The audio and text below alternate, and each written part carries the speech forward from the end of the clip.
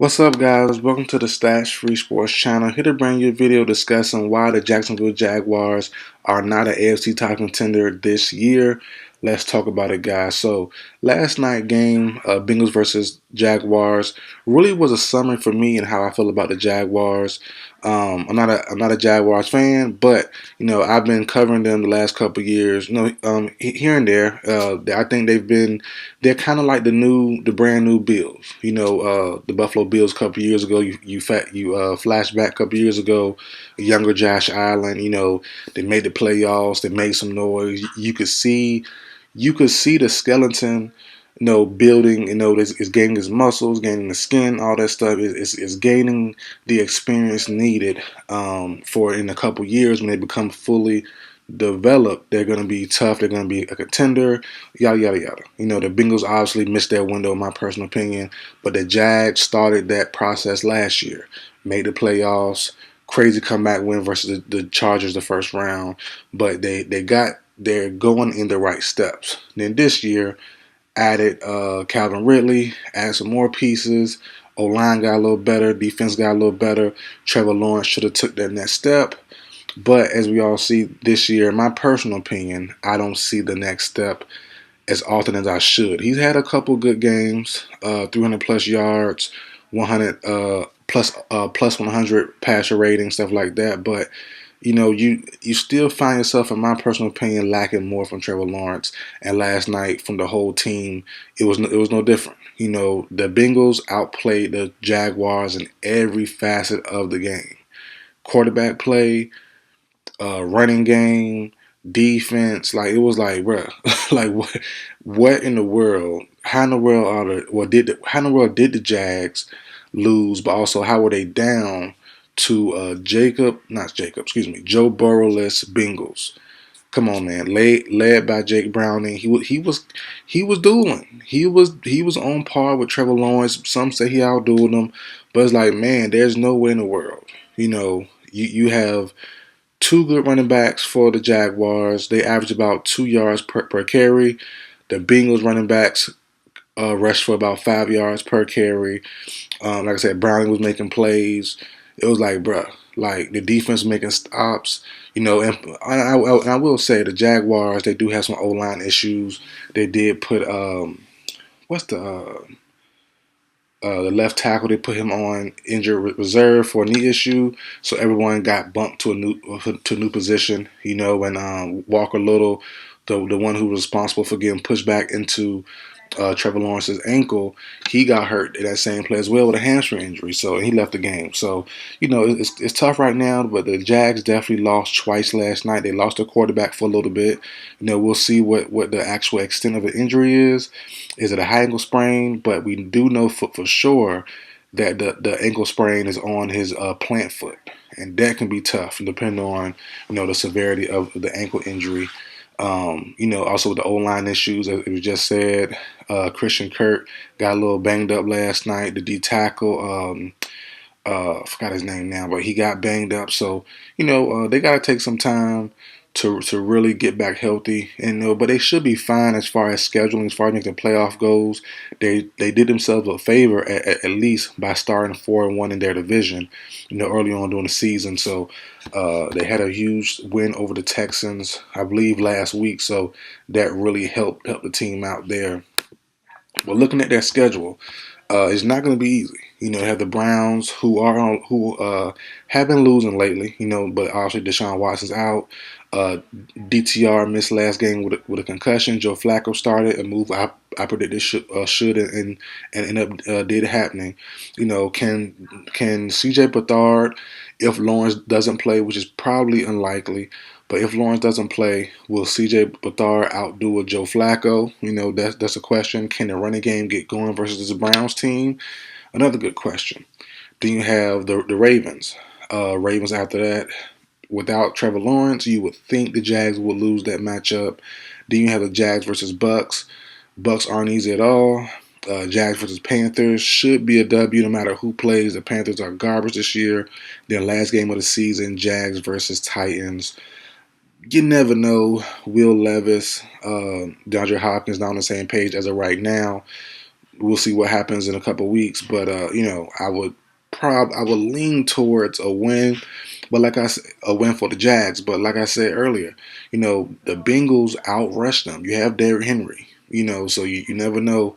When the run games open up when the run game works for an opposing team, it opens up their entire game plan. So we'll see where it goes. That's a fast forward to the next, to what, 5 weeks from now. So we can speculate now, but we won't really have a good idea until that week. But the Jags are in a tough spot. Injuries coming, inconsistent plays coming. But as I said, most likely their division should be theirs because that 4-1 record. They shouldn't falter too much. It could get close. It could get tricky. They're only one game ahead of the Colts and the Texans. Colts and Texans both 7-5, both playing pretty well. So there is a chance, there is a possibility, but I think the Jags could possibly hold on and win their division still. If not, the Jags have the edge, like I said, in the divisional record, so they could get a wild card spot most likely if they were to falter in the next couple games. But on to Trevor Lawrence and his trajectory. And this is something I've been saying since Trevor Lawrence's, what year did he come out? I don't remember, his senior year, junior year, but whatever year it was, the year prior to him coming out, entering the NFL draft. I made one of my biggest videos ever, especially when I first started YouTube all those years back. That video was one of my biggest videos for the longest time. And this is when I used to fight over the term bust. And people, to me, don't use bust, how the term bust as far as sports goes. They don't use it how it should be used. They use it in an extreme sense. Jamarcus Russell, all that stuff, yeah. But you have to use it, and if you're gonna use it correctly. And I used to fight about this a lot. I'm off of it now, But I called Trevor Lawrence, and I predicted back then he would be an NFL bust. And I had a whole video explaining the term bust and what it meant to Lawrence. So Lawrence is supposed to be, he was deemed as being a generational talent. He is not that. And I stand on that.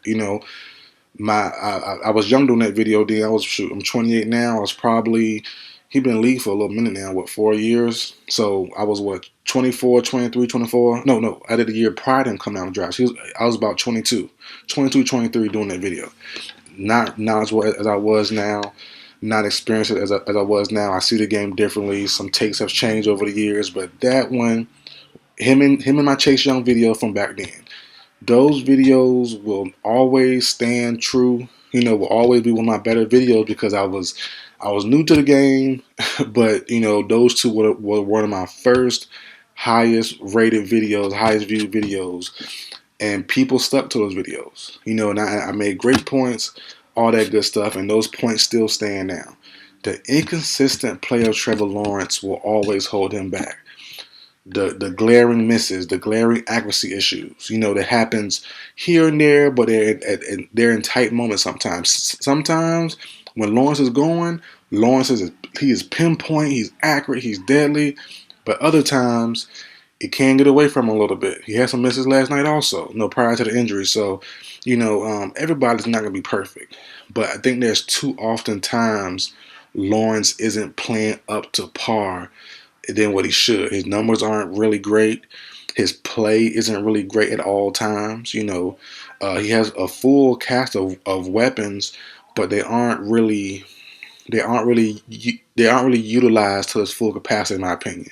You have Evan Ingram, Travis Etienne, Calvin Ridley, Christian Kirk, the other backup running back. They have weapons, but they aren't really doing much with them. And I understand Ridley hasn't been playing great either. I will say that. He's been cool. Started off strong, had a couple dull weeks, but he's back to in certain games been playing well. Sometimes he's been lost. He's been lost in the sauce some. So I'm not sure what's going on there, but there's the overall play of Trevor Lawrence. He's good, and I said it back then. I'll say it now. He's good. He's very good. But I don't think he will ever be great, and that could hold him back, hold the Jags back long term. Because like I said, now The Chiefs aren't strong. Travis Kelce looks old.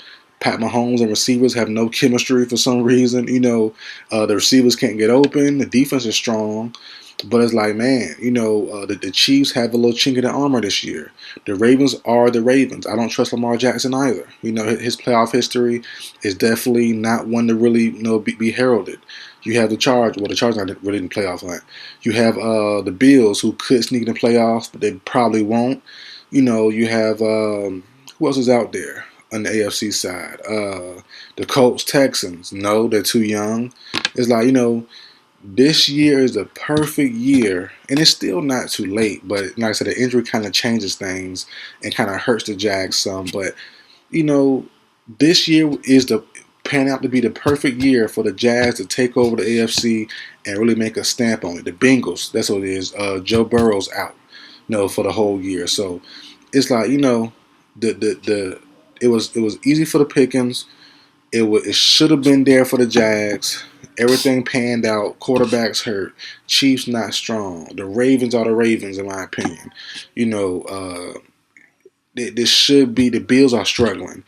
This should be the Jags and Trevor Lawrence's year to be the king of the AFC, and they blew it. They blew the chance to get the first spot in the AFC. They, blew a chance to really put away their division, get a 2-game lead. Now Lawrence is hurt. You saw, you've seen before as well earlier during the year how to beat this team. Really run the game, open up the playbook, and then the defense can't really recover most of the time for the Jaguars. Playing behind, they're not as good as being front runners. So for me, the Jags aren't contenders. They're a good middling team, but I don't see them viewed as one of the top dogs. So I think this year is a 2-man race, Ravens or the Chiefs. And I will lean towards the Chiefs clearly, as I said before about Lamar and the Baltimore Ravens. Until they prove me wrong, until Lawrence and Lamar and Josh Allen prove me wrong, if it's not Joe Burrow involved, I guess we're going to say, that the Chiefs are going to keep winning until something changes. And even if the Chiefs are struggling, I still would pick them over the Ravens. I still would pick them right now over the Jaguars. That's just my opinion. We'll see where it goes. The season is still long, 6 more weeks left. Things could change, things could happen, injuries, all that good stuff. So that's it for the video, guys. Like, share, comment, subscribe. I'll see you guys next time.